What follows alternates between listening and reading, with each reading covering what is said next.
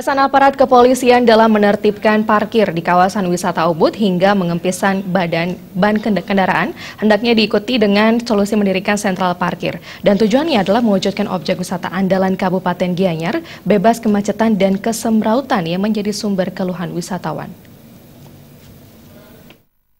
Penertiban parkir di kawasan wisata Ubud oleh aparat kepolisian melalui tindakan tegas hingga pengempesan ban kendaraan demi mewujudkan Ubud bebas kemacetan dan kesemrautan diapresiasi pengamat sosial kemasyarakatan Made Dawijana.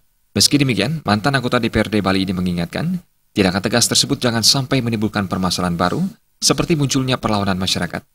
Kesemrawutan ini terjadi karena kawasan Ubud tidak memiliki tempat khusus parkir yang representatif.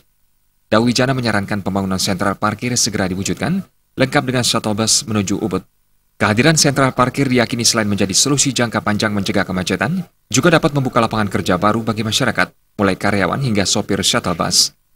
Dengan sentral parkir saya yakin artinya kita mencegah kendaraan itu kubur, sehingga kita tampung di sentral parkir.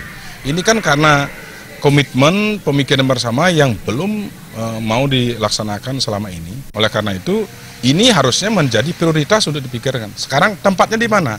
Kemudian siapa melakukan apa? Kemudian tindak lanjutnya seperti apa? Itu yang harus mulai dikerucutkan ide ini. Dawijana juga menyebutkan beberapa tempat yang layak diperuntukkan bagi sentral parkir seperti Lotundu, Tegas, dan Payangan.